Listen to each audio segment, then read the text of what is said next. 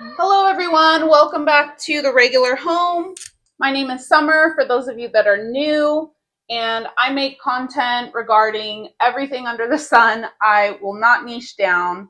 And today I am actually going to be interviewing my mother.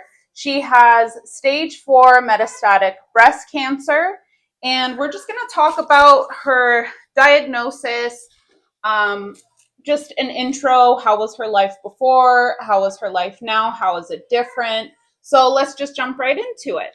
Mom, how are you? I'm very good, thank you. So let's first start off with what is stage 4 metastatic breast cancer? Stage 4 metastatic breast cancer it originally started in your breast and then it has moved to other areas, other organs, bones. It's in my liver, it's in my bones, it's in my ribs, in my lungs. So I have So, metastatic stage 4 breast cancer. so metastatic or metastasized means Yes. that it has moved from the original point and moved throughout your body. Yes, basically. through the lymphatic system. Okay, through the lymphatic system. Mm. So, when you first got diagnosed, how did you think that you maybe needed to get checked out? I had a weird sensation under my armpit. It felt like somebody tickling me Okay. And constantly. what did you tell your primary Yes. practitioner about it? I went and told my primary, and Okay. she recommended me go get an ultrasound because the mammograms did not show the original tumor. So Okay. So, did you feel sick in any way, or just simply you had a weird, like, tickling sensation? yes, I was never sick. I never felt sick. I just had a tickly, like somebody tickling underneath my armpit right here. So that was the only sign. Okay. And then, so you went, and what happened once you got the diagnosis? Did they tell you right away that it was stage 4? No. Okay. My oncologist, he told me that I had it in my breast, and they took a biopsy from my breast, and they also took a biopsy from my armpit and diagnosed me with stage 2. And so I went back and thought, well, if I have stage 2 in my breast and lymphatic system in my armpit, what if it traveled elsewhere? So I asked him if he could give me a PET scan, and then that's what happened. I went to go get a PET scan. Okay. And how after that PET scan, what were the results? My worst nightmare. Yeah. Yeah, I was diagnosed. Oh, crap. It's okay, Mom. I was diagnosed with stage 4, and it left my breast. It left out of my armpit lymph nodes and had traveled to my bones, in my spine, my rib, my left arm. They found lesions in my liver and in my lungs. So, Did they give you a prognosis or anything like that? most people with metastatic stage 4 breast cancer do well for the first 5 years, and I've exceeded that through just cutting out sugar in my diet. And We're going to get into that. Okay, I want to get into diet okay, and mentality and everything like that. okay. So how did your life change after the diagnosis? After the diagnosis, I continued working. I've been a bus driver for 25 years, and for 5 of the last years, I did continue working. So people would ask me, why, if you have stage 4 cancer, are you working? And because I was able to for the first 5 years, and I enjoyed my job. So kept me busy. What was your treatment plan right after diagnosis, if you remember? Yes, I was getting infusions of AC, which is also known as the Red Devil chemo. I remember that. Yeah, and 13 days later, I was bald. So after that, 4 treatments of that every 21 days, because it's very toxic, we switched to a lighter chemo, which is Taxol. And I believe I had 12 treatments of Taxol after 4 treatments of the Red Devil. Was Taxol a pill or was it No, IV? IV as well. I never got the port because they didn't want the port. They always went in through a vein. Mm-hmm. So, but I continue driving the bus, bald head. Why do people get the port? Why do some people get it? It makes it easier. Instead of administering an IV every time? Yeah, and chemo's so toxic, they want to make sure they get it in the vein and not miss the vein. So it just makes it easier for the staff to just plug it into the port. Mm. So, but I didn't want that on me. Okay. So losing your hair, which so many people are familiar with as far as cancer goes, how did that affect you? Because mentally, like, was it as hard as you thought? Harder? Initially it was shocking to look at yourself bald, and it was painful in the beginning after day 13 while it was coming out. It was painful? Yeah, because Like your in what cells way? are dying. The cells are dying. And So it was like sensitive? very, Oh, very, wow. and it was very painful. And then after losing most of my hair, I asked my husband just to shave me bald. So How many times have you lost your hair due to chemo? as a warrior of 8 years now, I've been bald twice. And currently, today, I'm still on chemo, but pill form.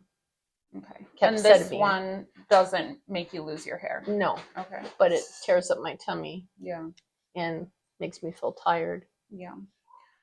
All right. And then let's get into your diet and lifestyle changes after the diagnosis. And I guess we should start off with a little bit of a backstory on why you choose to eat in a ketogenic manner. Just a side note, you will hear my kids in the background. This is the regular home, and they are playing with dad over in the other room. So, yeah, as far as eating keto, what kind of led you into that? I doing some research. I found out that sugar feeds cancer.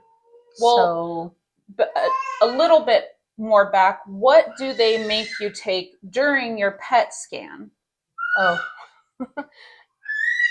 Every time I went in for a PET scan, they would give me a sugary drink with contrast, PET scan with contrast, and they would feed me some kind of sugary drink, which would activate. Literal pure glucose, which makes the cancer cells glow, light up and activates. So that was interesting, and they don't tell you this, you know.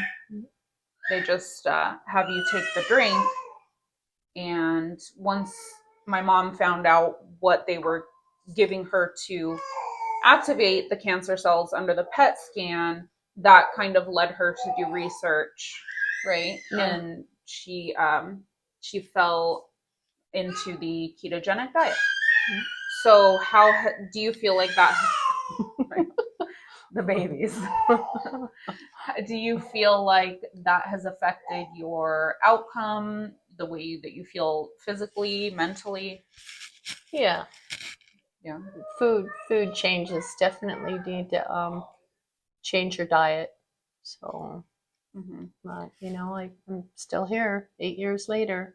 Right. So, do you feel like your diet has a big part of it? Yes. It's a big part of your survival rate? Absolutely. Yeah. And then any other lifestyle changes that you've made since your diagnosis? Staying zen. Yeah. Positive. Yeah. Do you want to talk about your arm sleeve a little bit?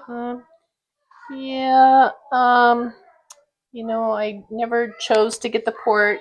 And I went in one time, and the technician at the oncologist's office decided to find a vein in this arm, and the result was this lymphatic. Oh, nuh-uh. That's Yeah. how it started? Mm-hmm. So you always got it in this arm? Yes. And then the one time they... Yes.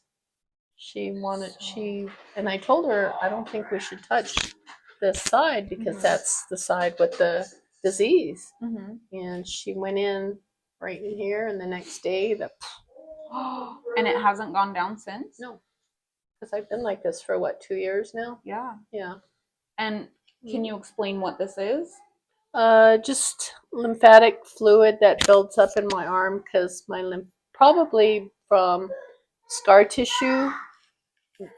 I don't really know why people get lymphatic issues. A lot of times it's because they've had surgery, but I've never had surgery to remove my breasts or lymphs because I'm stage 4. Removing my breasts and removing my lymphatic system is not going to change my prognosis.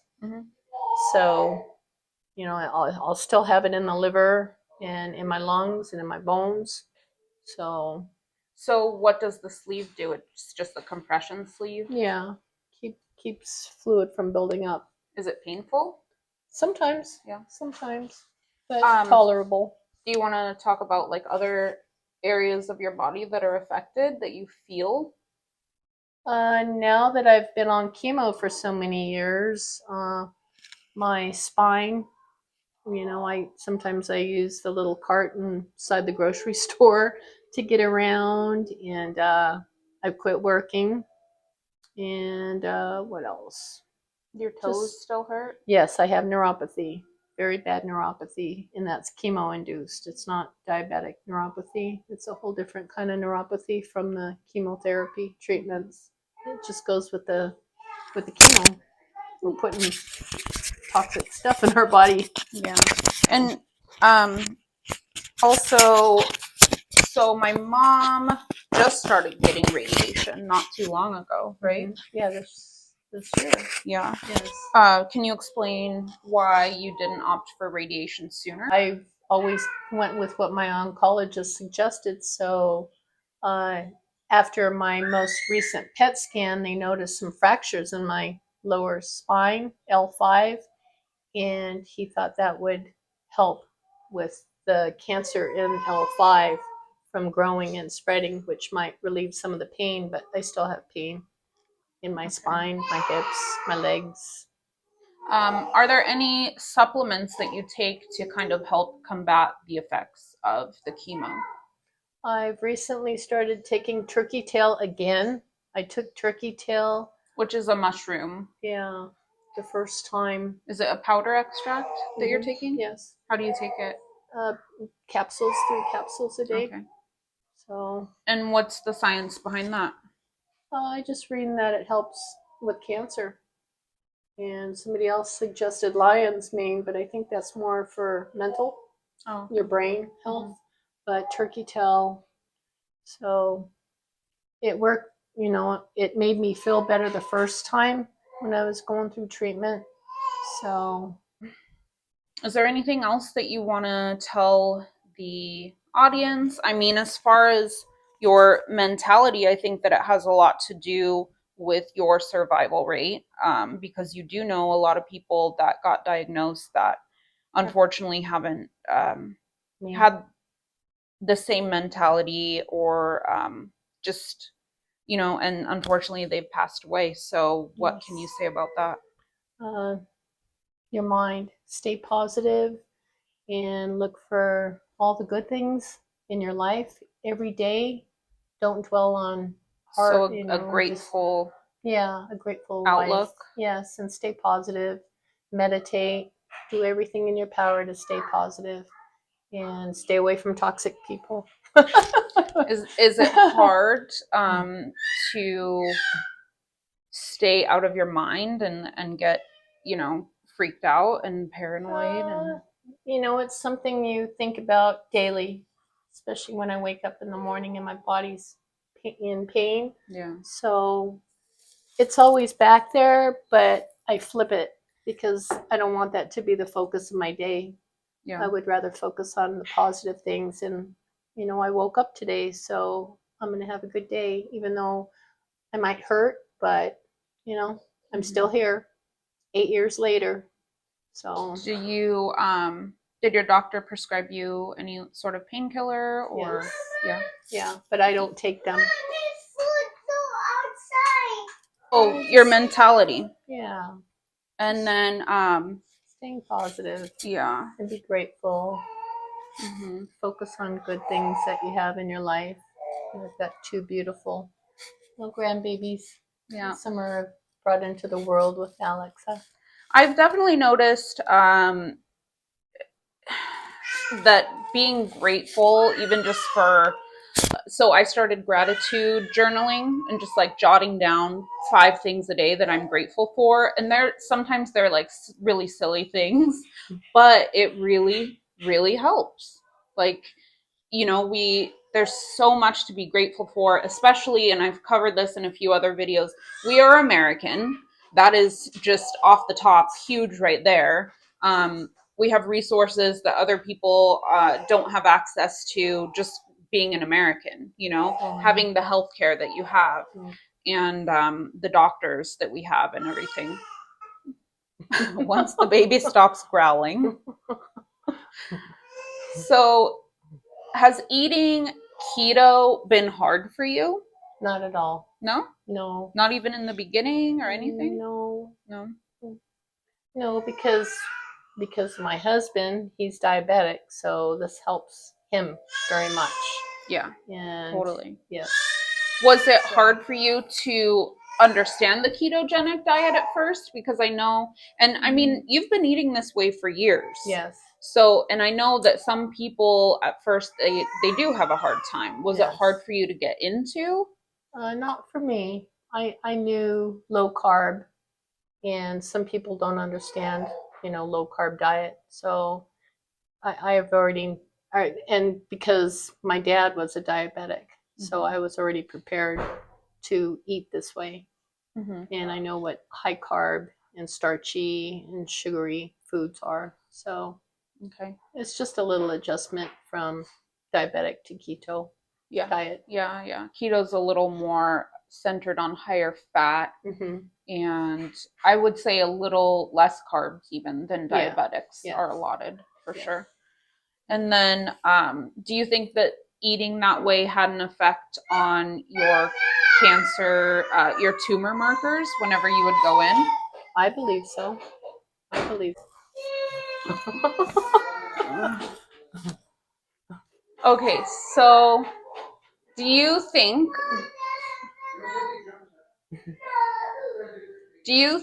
that eating keto affected your tumor markers whenever you would go in to get your PET scans? I believe so.